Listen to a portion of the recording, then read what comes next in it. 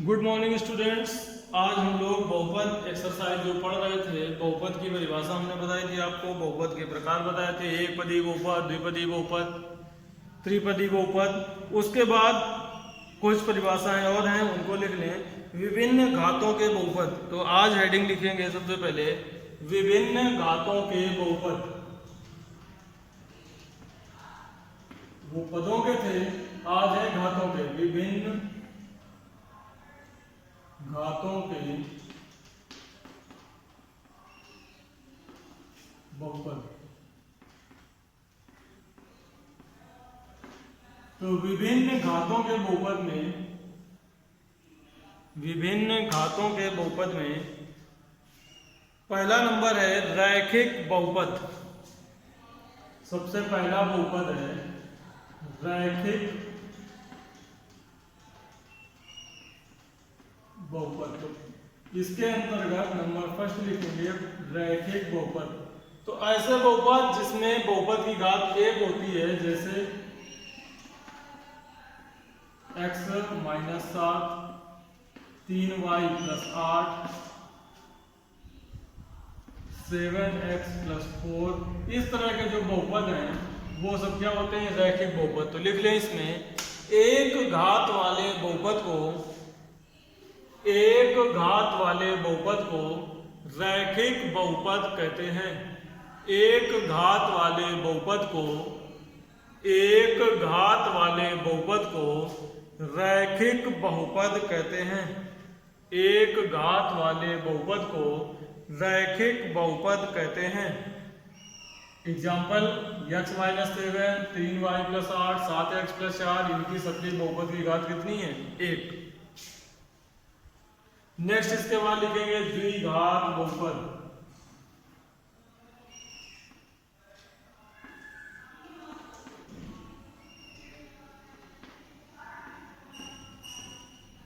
तो जब हम बात करेंगे द्विघात बहुपद की, तो नाम से पता चल रहा है द्विघात, यानी कि ऐसा बहुपद जिसकी घात कितनी हो? 2।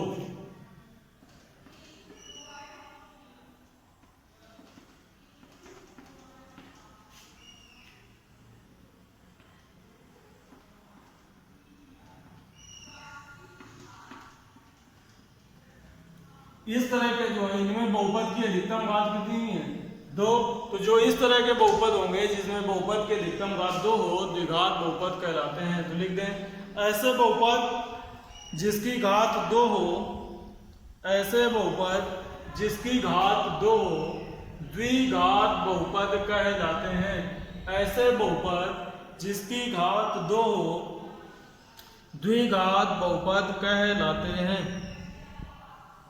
और लास्ट है त्रिघात बहुपद। नंबर थर्ड है त्रिघात बहुपद। तो त्रिघात बहुपद ऐसे बहुपद जिनकी घात कितनी हो जाए? 3। त्रिघात बहुपद। तो 3 घात वाले बहुपद लिख दें। 3 घात वाले जो बहुपद होंगे क्या हो जाएंगे? x³ - 7x + 4, 2y³ - 3y² + 7y + 6। इस तरह के जो बहुपद हैं इनमें अधिकतम घात कितनी है? 3। तो ऐसा बहुपद जिसकी घात 3 हो, ऐसा बहुपद जिसकी घात 3 हो त्रिघात बहुपद कहलाता है। ऐसा बहुपद जिसकी घात 3 हो त्रिघात बहुपद कहलाता है। ऐसा बहुपद जिसकी घात 3 हो त्रिघात बहुपद कहलाता है। तो ये बात हो गई त्रिघात बहुपद की। द्विघात बहुपद हो गया, त्रिघात बहुपद हो गया, रैखिक बहुपद हो गया। अब हम लोग चलते हैं अपनी एक्सरसाइज को प्रारंभ करते हैं। Exercise 2A। तो एक्सरसाइज 2A में देखें,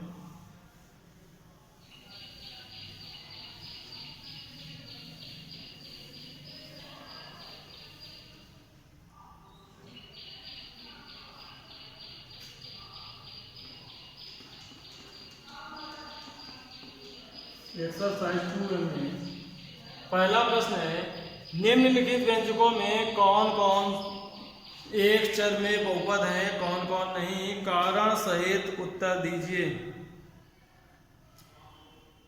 तो सबसे पहला है आपका number first 4x² minus 3x plus 7।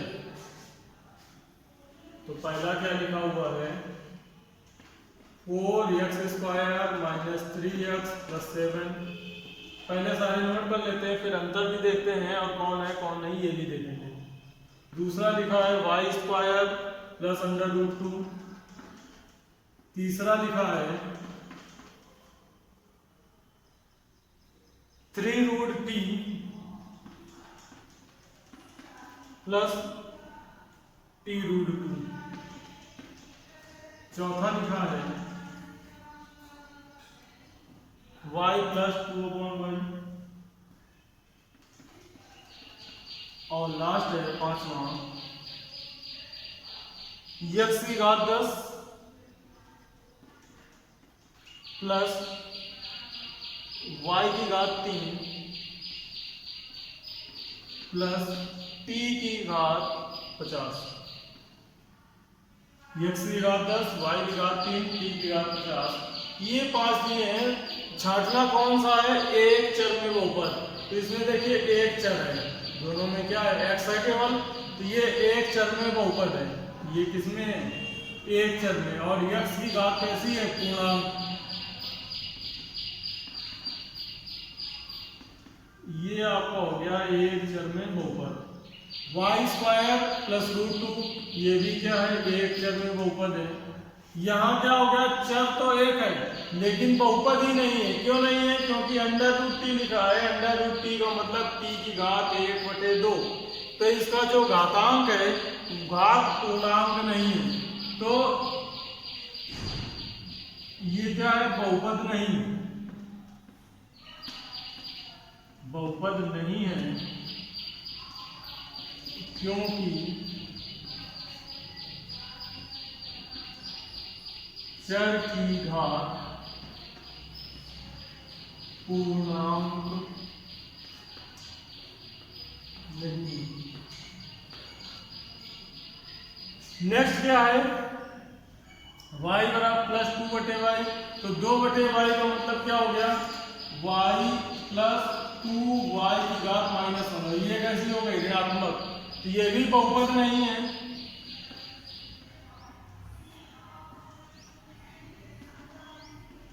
क्योंकि चर की घात ऋणात्मक है। क्योंकि चर की घात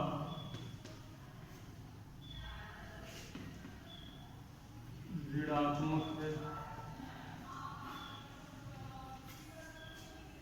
इसमें 3 चर हैं। चर कितने हैं, 3। कौन कौन से, x, y और t। तो ये भी एक चर में बहुपद नहीं है। ये कितने चर में है, 3 चर में। इसलिए ये भी क्या है, बहुपद नहीं है। ये 3 चरों में एक बहुपद है, एक चर में बहुपद नहीं है। तो ये हो गया आपका question number first, exercise 2A का क्वेश्चन नंबर फर्स्ट हो गया। अब क्वेश्चन नंबर सेकंड कह रहा है x² का गुणांक बताइए। निम्नलिखित में x² का गुणांक बताइए। तो कुछ बहुपद लिखे हुए हैं, उनमें x की घात 2 का गुणांक बताना है। तो बहुपदों में x की घात 2 का गुणांक बताना है। इसको और देख लेते हैं।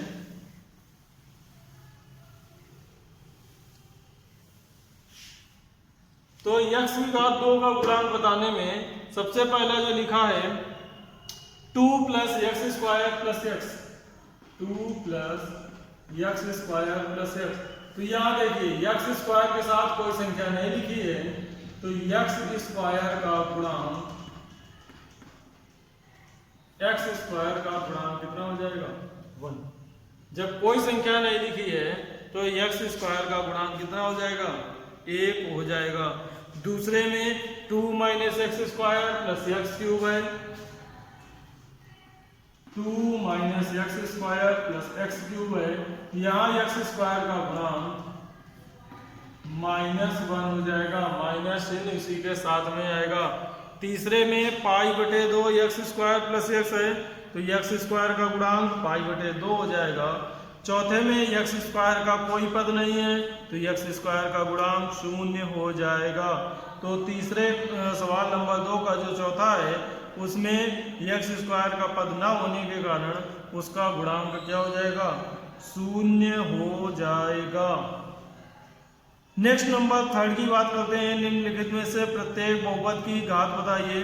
तो बहुपद की घात हमने बताया था किसी भी बहुपद में जो चर राशि होती है, जो x होता है, y होता है, जो चर होता है, उसकी जो सबसे बड़ी घात होती है वो क्या कहलाती है, बहुपद की घात कहलाती है। जैसे इसमें एक लिखा हुआ है सवाल 5x की घात 3 plus 4x square plus 7x, तो इसमें x की सबसे बड़ी घात कितनी है, 3 है, तो बहुपद की घात कितनी हो जाएगी, 3 हो जाएगी। तो ये जो सवाल नंबर 3 है इसमें सभी लोग इसी तरह से जो भी सवाल दिए गए हैं उनके बहुपद की घात को छांट कर लिखेंगे और इसके आगे के जो 2 प्रश्न बचे हैं उनकी चर्चा हम लोग नेक्स्ट क्लास में करेंगे।